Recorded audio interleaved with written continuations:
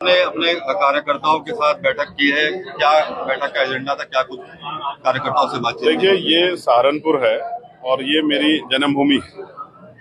हमारा आंदोलन भीम आर्मी भारत एकता मिशन और आजाद समाज पार्टी की शुरुआत हम लोगों ने यहीं से की।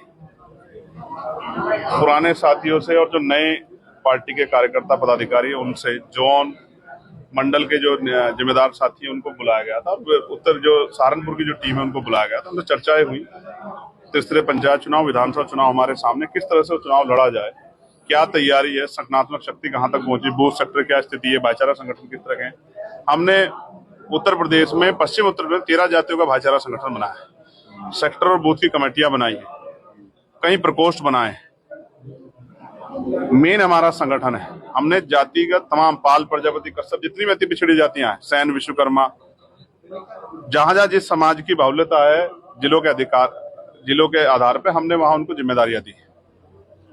मुस्लिम समाज के लोगों को भी हमने भाईचारा संगठन में भी और महत्वपूर्ण भूमिकाओं में भी रखा है। इसी तरह से नीचे का संगठन बने और इतनी जातियों का भाईचारा बना के हम लोग उत्तर प्रदेश के तीसरे पंचायत चुनाव, विधानसभा चुनाव में जाएं।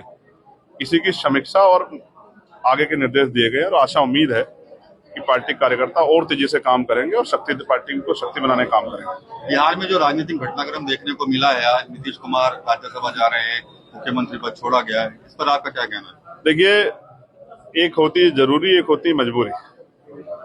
भारतीय जनता पार्टी का इतिहास है कि उन्होंने जिसके साथ अलायंस किया है उस पार्टी को तोड़ा है, उस पार्टी के मोरल वैल्यू को कमजोर किया है, उस पार्टी की लीडरशिप को क्रैश किया है। जब हम महाराष्ट्र देखेंगे, शिंदे जी के साथ भी यही हुआ है। और अब नीतीश जी के नाम पर लड़ा कि नीतीश जी मुख्यमंत्री रहेंगे, क्योंकि अगर ये चुनाव पहले कहा जाता कि नीतीश जी मुख्यमंत्री नहीं होंगे तो शायद बीजेपी इतने बहुमत में नहीं जाती। नीतीश जी के नाम पर चुनाव लड़ा और अब जब चुनाव खत्म हो गया तो शायद जो है उनको मजबूरी उनके आगे पैदा कर दी है कि उनको वो छोड़ना पड़े, इसलिए वो छोड़ रहे हैं। वरना कोई मुख्यमंत्री कुर्सी नहीं छोड़ता है। और हो सकता है, मुझे लगता है उनके बेटे को एडजस्टमेंट अब करके जो है डिप्टी चीफ मिनिस्टर बना दिया जाए, या उनकी पार्टी किसी व्यक्ति को, हो सकता है इस तरह के एडजस्टमेंट के साथ किया गया। लेकिन ये बिहार की जनता के साथ एक धोखा हुआ है, छल हुआ है, और इस बात के छल की बार बार हमने वो की थी कि हो सकता है नीतीश जी से कोई इस बार मुख्यमंत्री ना बनाया जाए। दुनिया भर की निगाहें टिकी हुई हैं ईरान और के ऊपर जो अटैक हुआ उसमें खामनेई की मौत हुई है और उसके बाद एक बड़ी वॉर जो है वो देखने को मिल रही है। देखिए, अमेरिका ने घूस लेकर इजराइल और सऊदी अरब से दुनिया को, अमन चैन से रहे लोगों को युद्ध में झोंक दिया। और ये सब, इसका जो सबसे बड़ा जान माल का नुकसान हो रहा है वो आम जनता को हो रहा है। भारतीय लाखों की संख्या में अरब कंट्री में रहते हैं, अमेरिका में भी रहते हैं, इजराइल में भी रहते हैं, ईरान में भी रहते हैं, और बहुत बड़े पैमाने पे, क्योंकि जमीनी यातायात, हवाई यातायात, पानी मार्ग सब बंद है, तो लोग परेशान हैं कि वो अपने घर कैसे लौटे। कल मैंने अपने लोकसभा क्षेत्र नगीना बिजनौर के सैकड़ों लोगों से बात की जो दोहा में थे, कतर में थे, कुवैत में थे। वो कह रहे हैं कि हमारे आसपास बमबारी हो रही है, एक एक मिनट का भरोसा नहीं है, भैया हमारे लिए कुछ कीजिए। मैंने मेल भी किया है फॉरेन मिनिस्टर को। ये अच्छी सिचुएशन नहीं। मैं आपके माध्यम से, मीडिया के माध्यम से सरकार से मांग करता हूं, ईरान हमारा सच्चा मित्र रहा है, चाहे पाकिस्तान का इश्यू हो, चाहे ऊर्जा क्षेत्र हो, चाहे सैनिक अभ्यास हो, हमेशा ईरान हमारे साथ खड़ा रहा। ईरान के साथ अन्याय हुआ, ये सरकार देख रही है।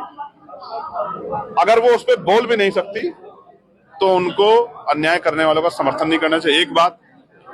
और दूसरी बात, उनको पूरी कोशिश करनी चाहिए कि जो भारतीय वहां फंसे, एक एक भारतीय की जिम्मेदारी है सरकार के ऊपर कि वो भारतीयों को सुरक्षित वापस अपने देश, अपने परिवार के बीच लाए। कल जब मैं उनसे बात करा, उनकी आंखों में आंसू थे। वो कह रहे थे कि हम तो परेशान नहीं, हमारी माएं, बहनें, हमारे परिवार में हमारे बच्चे, हमारे पिताजी सब परेशान हैं, क्योंकि ये भी नहीं पता कल क्या खबर आ जाएगी, अगले घंटे क्या खबर आ जाएगी। वो सो नहीं पा रहे हैं। इतनी पीड़ा के दौर में मैं सरकार से मांग करता हूं कि हमारे प्रधानमंत्री जी को बात करनी चाहिए सरकारों से, और सबसे पहले जो भारतीय वहां फंसे हैं उनको देश लाने के लिए कोई नीति बनानी चाहिए।